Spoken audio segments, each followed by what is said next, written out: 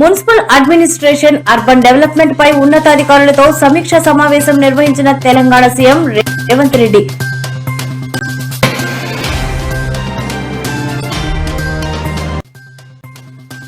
తెలంగాణ రాష్ట్రంలో అమానవీయ ఘటన. మద్యానికి బానిసై కన్నతల్లిని సజీవ దహనం చేసిన కొడుకు.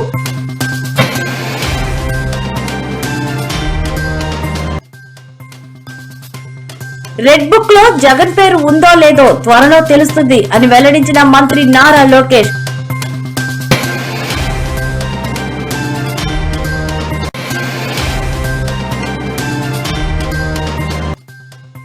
చంద్రబాబు ప్రభుత్వ నిర్లక్ష్యం వల్లే వరుస మరణాలని జగన్ ఆరోపణ. శ్రీకాకుళం, రాజమండ్రి ఘటనలతో డజనుకు పైగా మృతి చెందారని వెల్లడి. బాణాసంచా పేలుడు ఘటనపై సీఎం చంద్రబాబు దిగ్భ్రాంతి. ప్రమాద స్థలానికి వెళ్లాలంటూ హోంమంత్రి అనితకు ఆదేశాలు.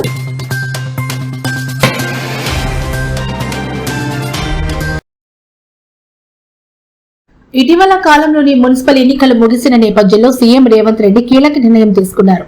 మున్సిపాలిటీల సమస్యలు, అభివృద్ధి కార్యక్రమాలపై ఫోకస్ చేశారు. సీఎం రేవంత్ రెడ్డి ఇందులో భాగంగానే మున్సిపల్ అడ్మినిస్ట్రేషన్ అర్బన్ డెవలప్మెంట్ పై ఉన్నతాధికారులతో సమీక్ష నిర్వహించారు. Telangana CM Revanth Reddy core urban ఏరియాలో పారిశుధ్యం, దోమల నివారణ, చెత్త సేకరణపై ఈ సందర్భంగా కీలక ఆదేశాలు ఇచ్చారు. వాటి నిర్వహణకు అత్యధిక ప్రాధాన్యతనివ్వాలని పేర్కొన్నారు. దోమల నివారణకు ప్రత్యేక టెక్నాలజీ వాడాలన్నారు. స్ట్రీట్ లైటింగ్ నిర్వహణకు సాంకేతికతను అనుసంధానం చేయాలన్నారు. సమస్య తలెత్తినప్పుడు తక్షణ పరిష్కరించేలా కంట్రోల్ రూమ్ తో అనుసంధానం చేయాలని ఆదేశించారు. తెలంగాణ సీఎం రేవంత్ రెడ్డి నగరంలో హోటల్స్, రెస్టారెంట్స్ లో ఆహార నాణ్యత పర్యవేక్షణను పగడ్బందీగా అమలు చేయాలని స్పష్టం చేశారు. ఆహార నాణ్యతను పాటించే విషయంలో హోటల్స్, రెస్టారెంట్లకు గ్రేడింగ్ ఇచ్చే అంశాన్ని ఆలోచన చేయాలని ఆదేశాలిచ్చారు. నగరంలోని వాణిజ్య సముదాయాలు, వ్యాపార సముదాయాల్లో ఫైర్ సేఫ్టీ నిబంధనల అమలు తీసుకోవాల్సిన జాగ్రత్తలపై చర్యలు తీసుకోవాలని ఆదేశించారు తెలంగాణ సీఎం రేవంత్ రెడ్డి.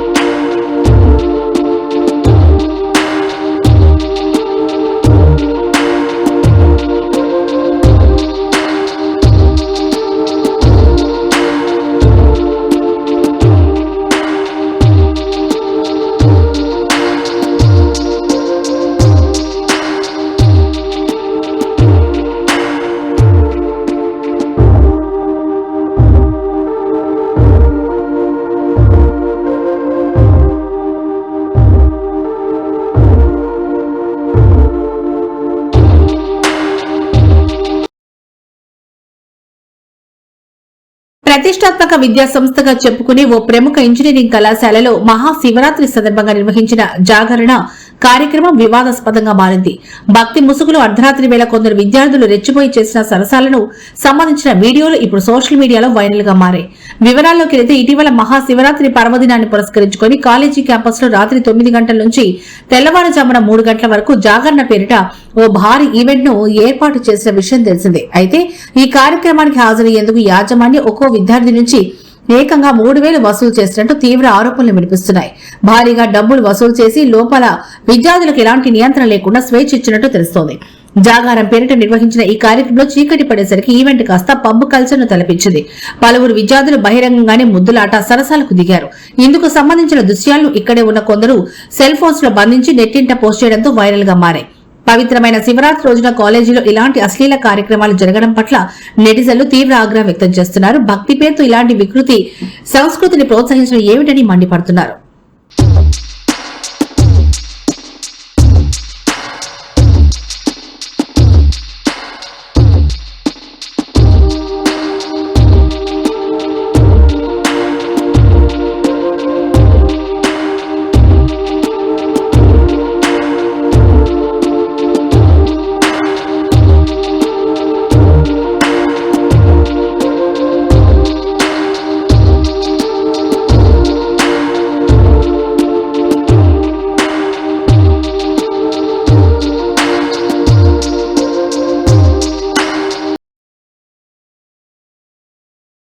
జన్మనిచ్చిన కన్నతల్లిని పువ్వుల్లో పెట్టుకుని చూసుకోవాల్సింది పోయి మద్యం మత్తులో ఓ కిరాతకుడు కొడుకు విచక్షణ కోల్పోయాడు. ఇన్నాళ్లు కంటికి రెప్పలా సాకిందనే జాలి, దయ, కరుణ మాతృమూర్తిని అత్యంత అమానుషంగా సజీవ దహనం చేసిన ఘటన నిజామాబాద్ జిల్లా కోటగిరి మండల కేంద్రంలో ఇవాళ చోటు చేసుకుంది. వివరాల్లోకి వెళ్తే కోటగిరికి చెందిన భూమవ్వ అనే వృద్ధురాలి కుమారుడు గత కొంతకాలంగా మద్యానికి బానిసయ్యాడు. ప్రతిరోజు మద్యం తాగి వచ్చి ఇంట్లో గొడవ పడేవాడు. శనివారం కూడా మద్యం మత్తులో ఉన్న అతడు తాగేందుకు డబ్బులివ్వాలంటూ తల్లితో తీవ్రంగా వాగ్వాదానికి దిగాడు. కోపంతో ఊగిపోయిన ఆ కసాయి కొడుకు తన తల్లిని చంపాలని నిర్ణయించుకున్నాడు. అమాయకపు తల్లి అని కూడా చూడకుండా ఇంట్లో ఉన్న తన పాత బట్టలను ఆమెపై వేసి నిప్పంటించాడు. మంటలంటుకొని భూమవ్వ కేకలు వేస్తున్నా కనికరించకుండా అలాగే చూస్తూ ఉండిపోయాడు. తీవ్రమైన మంటల దాటిగా వృద్ధురాలు అక్కడికక్కడే సజీవ దహనమై ప్రాణాలు విడిచింది. సమాచారం అందుకున్న కోటగిరి పోలీసులు వెంటనే ఘటనా స్థలానికి చేరుకున్నారు. మృతదేహాన్ని స్వాధీనం చేసుకుని పోస్టుమార్టం నిమిత్తం తరలించారు. కన్న తల్లిని నిప్పు పెట్టి చంపిన ఆ కసాయి కొడుకును పోలీసులు అదుపులోకి తీసుకున్నారు. మద్యం మత్తులో ఈ దారుణానికి ఒడిగట్టాడా లేక ఇతర కారణాలేమైనా ఉన్నాయా అన్న కోణంలో పోలీసులు దర్యాప్తు చేపడుతున్నారు.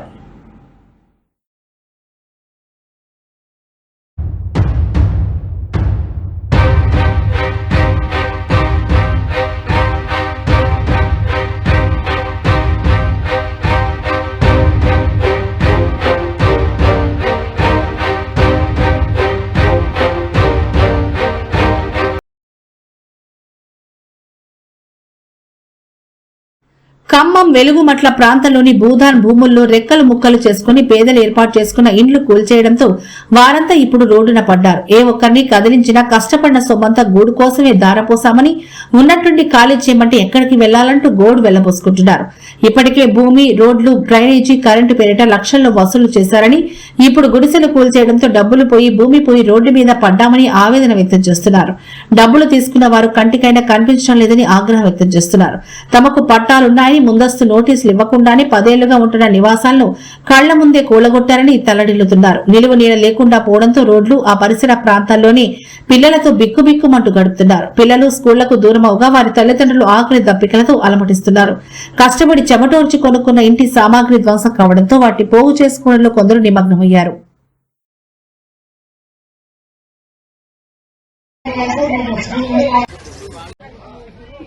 ఒకసారి ఆయన కొంచెం సాయం చేస్తారని నెల నుంచి పనులు లేకోకుండా ఏం లేకోకుండా ఈయన సాయం చేస్తారని ఈయనకి డబ్బులు లేకుండా ఓటెత్తి అన్యాయం చేసి ఎవరికేసారమ్మా ఎవరికేసారు ఎవరికేస్తాం జగన్ రేవంత్ రెడ్డి గెలవాలని రూపాయి లేకోకుండా గెలిపించినాం. ఏమన్నా ఒకసారి ఆయన కొంచెం సాయం చేస్తారని కరెంటు సంవత్సరం నుంచి లేదు, నీళ్లు లేవు, నిప్పులు లేవు, కడుపుతా ఉన్న పిల్లలు అన్ని నెల నుంచి పోలీసు వాళ్ళు వచ్చినా కూడా ఒకరోజు తిని ఒకరోజు తినకుండా ఉన్నాం సార్.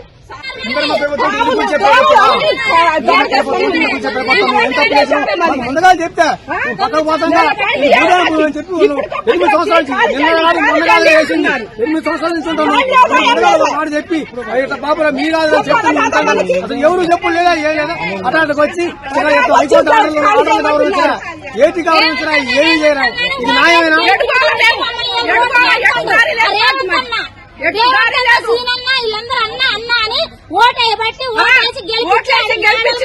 మిద్దెల మీద కూర్చోబెడితే తీసుకొచ్చాను మమ్మల్ని. మా ఎంగిలన్నా సంవత్సరాలు బట్టి ఉంటున్నాం.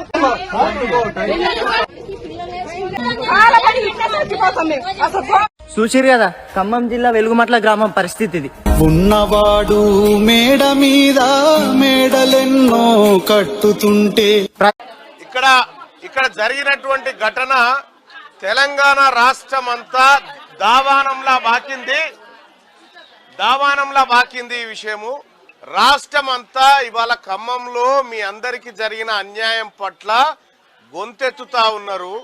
అందరూ రాజకీయ నాయకులు లేకపోతే ఇంకా స్వచ్ఛంద సంస్థలన్నీ కూడా వీళ్ళకి ఇలాంటి అన్యాయం జరగకూడదు అనేటువంటి మాట మాట్లాడుతూ ఉన్నారు. అసలు జరిగినటువంటి అన్యాయం ఏంది, ఈ అన్యాయానికి కారకులు ఎవరు? మొత్తం ఈ తెలంగాణ రాష్ట్రంలో ఇప్పుడు మీరుంటున్నటువంటి వినోబాబా నగర్ ఉంది కదా, అది ఎంత 31 ఎకరాల?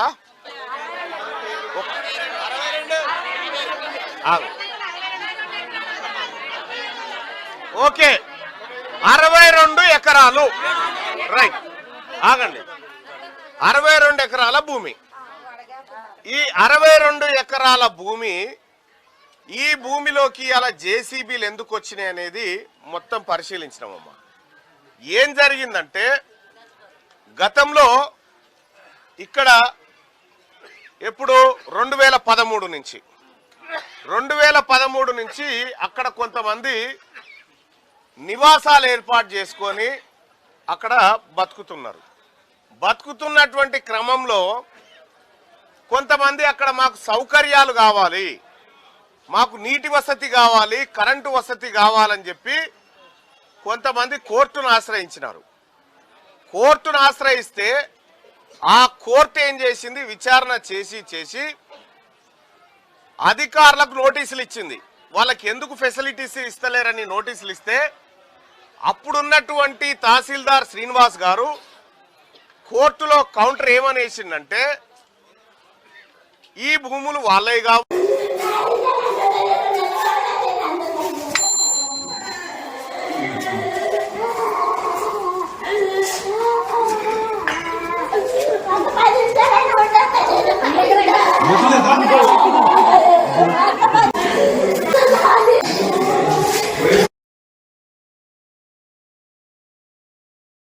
ముంబైలో ఏబీపీ నెట్వర్క్ ఆధ్వర్యంలో జరిగిన ఐడియాస్ ఆఫ్ ఇండియా 2026 సదస్సులో ఏపీఐటీ మానవ వనరుల శాఖ మంత్రి నారా లోకేష్ పలు కీలక అంశాలపై మాట్లాడారు.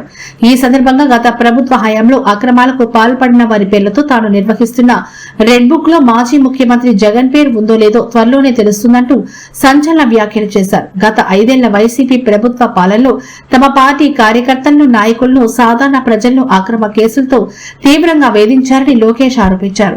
చట్టాన్ని ఉల్లంఘించిన అధికారులు, వారిని ప్రోత్సహించిన రాజకీయ నాయకులు, చిత్రహింసలకు గురి చేసిన వారి పేర్లను రెడ్ బుక్ లో నమోదు చేస్తున్నట్టు స్పష్టం చేశారు. చట్టం నుంచి ఎవరూ తప్పించుకోలేరని, తప్పు చేసిన ప్రతి ఒక్కరూ శిక్ష అనుభవించాల్సిందేనని హెచ్చరించారు. అయితే ఈ జాబితాలో జగన్ పేరు ఉందా లేదా అనే విషయంపై ఉత్కంఠ రేపుతూ ఆ విషయం త్వరలోనే తేలుతుందని వ్యాఖ్యానించారు.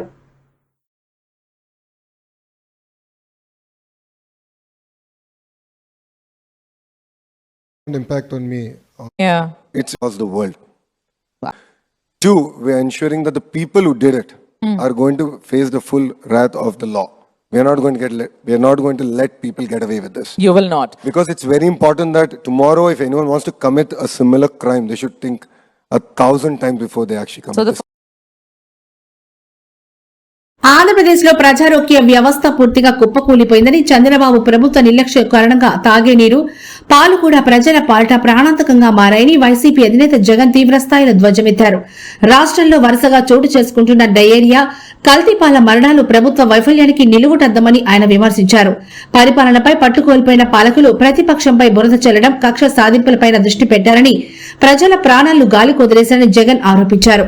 పైగా ఆసుపత్రి పాలయ్యారని జగన్ గుర్తు చేశారు. ఆదివారంలో రాజమహేంద్రవరంలో కల్తీపాలు తాగి 7 ప్రాణాలు కోల్పోగా మరో 8 మంది వెంటిలేటర్లపై ప్రాణాలతో పోరాడుతున్నారని ఆవేదన వ్యక్తం చేశారు. పోషణ ఇవ్వాల్సిన పాలు, దాహం తీర్చాల్సిన నీళ్లు ప్రాణాలు తీస్తుంటే ప్రభుత్వం ఏం చేస్తుందని ఆయన ప్రశ్నించారు. టీడీపీ కూటమి ప్రభుత్వం ఏర్పడిన గత 14 నెలల్లో రాష్ట్రంలోని హాస్టల్స్, విద్యా సంస్థల్లో సుమారు 25 మంది ఫుడ్ పాయిజన్ ఘటనలు జరిగాయని, వీటి వల్ల 15 జిల్లాల్లో 900 మందికి పైగా విద్యార్థులు అస్వస్థతకు గురయ్యారని జగన్ వివరించారు. నుంచి బయటకు వచ్చినప్పుడు వెనక్కి తిరిగి చూస్తే నా వెనకాల ఎవరు లేరు. నేను మా అమ్మ ఇద్దరమే బయటకు వచ్చింది. నాతో పాటు కొంతమంది ఎమ్మెల్యేలు వస్తామంటే కూడా నాతో పాటు రావాలనుకున్న ఎవరైనా కూడా రాజీనామా చేసి రావాలా అని చెప్పిన. ఈరోజు అక్కడి నుంచి మొదలు పెడితే కేవలం ఇద్దరం పార్టీ నుంచి బయటకు వచ్చి మొదలు పెడితే ఈరోజు దేవుని దయతో ప్రతి అడుగులోనూ కూడా విలువలతో కూడిన రాజకీయాలే చేశాము, విశ్వసనీయతతో కూడిన రాజకీయాలు చేశామని గర్వంగా తలెత్తుకొని కూడా చెప్పగలుగుతాం. ఎందుకు మొన్న ఎలక్షన్లే 2014 ఎలక్షన్ మీ అందరికీ గుర్తుండే ఉంటుంది. మనం ఓడిపోయాం ఆ ఎలక్షన్.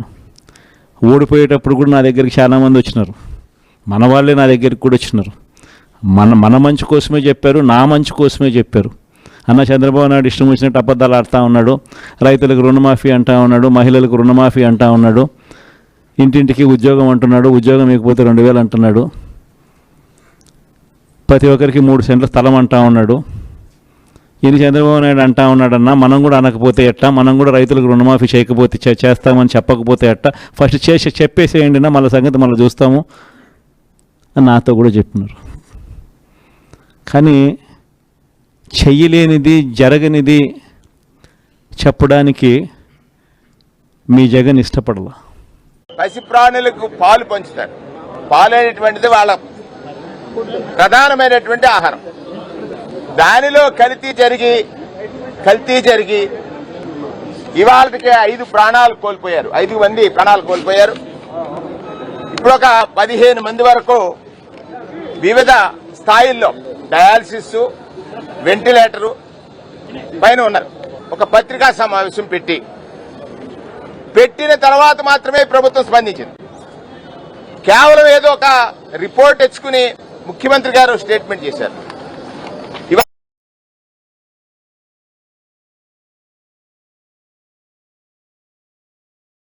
పసి ప్రాణులకు పాలు శివరాత్రి రోజు జరిగిందండి. కాంగ్రెస్ పార్టీ నుంచి తూర్పుగోదావరి జిల్లా రాజమండ్రి పరిధిలో జరిగినటువంటి పూర్తిగా ప్రభుత్వ వైఫల్యం వల్ల, ప్రభుత్వ నియంత్రణ కొరవడం వల్ల జరిగినటువంటి ఒక అన్వాంటెడ్ ఈవెంట్.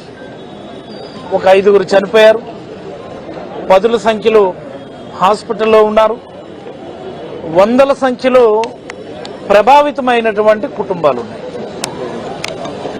ప్రభుత్వ స్పందన ఎంత నామమాత్రంగా ఉందో కూడా మన అందరం చూసాం. మీరు ఒకసారి గమనిస్తే ఈ రాష్ట్రంలో ఏ సంఘటన జరిగినా సరే ప్రజానీకం ఆలోచించమని నేను అడుగుతా ఉన్నాను.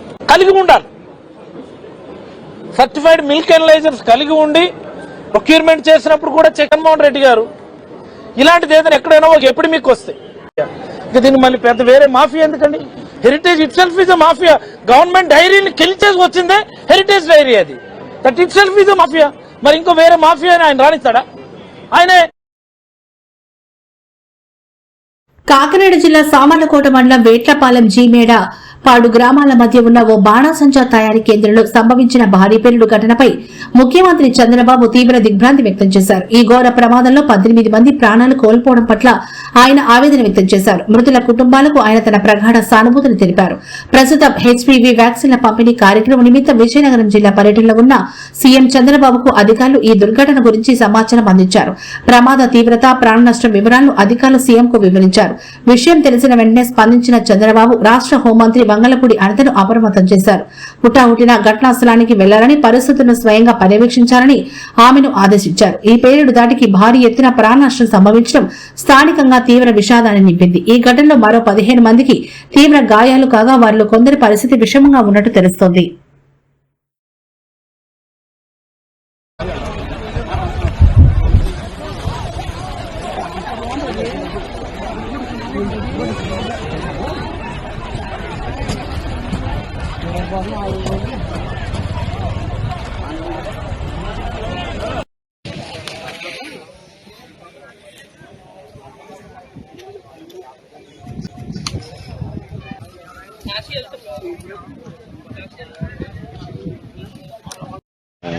అప్పుడు కూడా తిరిగి అది రావాలి, అది రావాలి.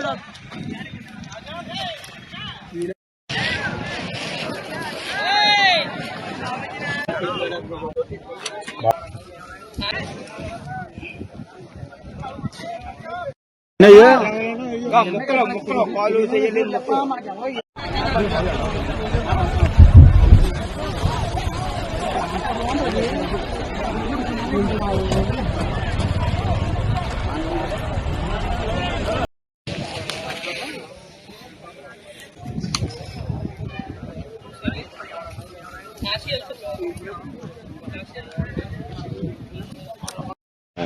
అప్పుడు కూడా తిరిగి అది రావాలి, అది రావాలి.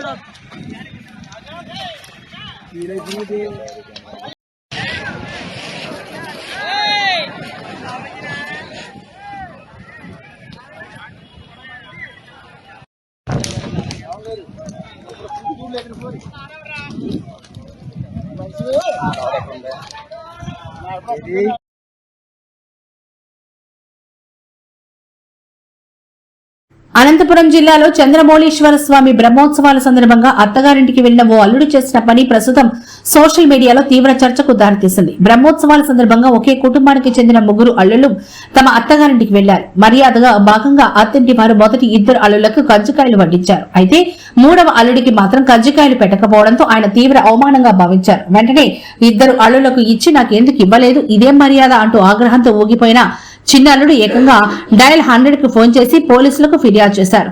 ఈ విచిత్ర సంఘటన అనంతపురం జిల్లా ఉరవకొండలో చోటు చేసుకుంది. చిన్న అల్లుడి నుంచి వచ్చిన ఈ విచిత్ర ఫిర్యాదుతో పోలీసులు కూడా అవాక్కయ్యారు. వెంటనే ఘటనా స్థలానికి చేరుకున్న కానిస్టేబుల్ అక్కడ ఉన్న ముగ్గురు అల్లుళ్లకు స్వయంగా కజ్జికాయలను పంపిణీ చేసి గొడవను సద్దుమణిగించారు. అల్లుడి అలక తీరడం, పోలీసులు స్వయంగా జోక్యం చేసుకోవడంతో ఈ కజ్జికాయ వివాదం సుఖాంతమైంది. సోషల్ మీడియాలో ఈ వార్త వైరల్ కావడంతో కజ్జికాయ కోసం పోలీసులకు ఫిర్యాదు చేయడమా అంటూ నెటిజన్లు సరదాగా కామెంట్స్ చేస్తున్నారు.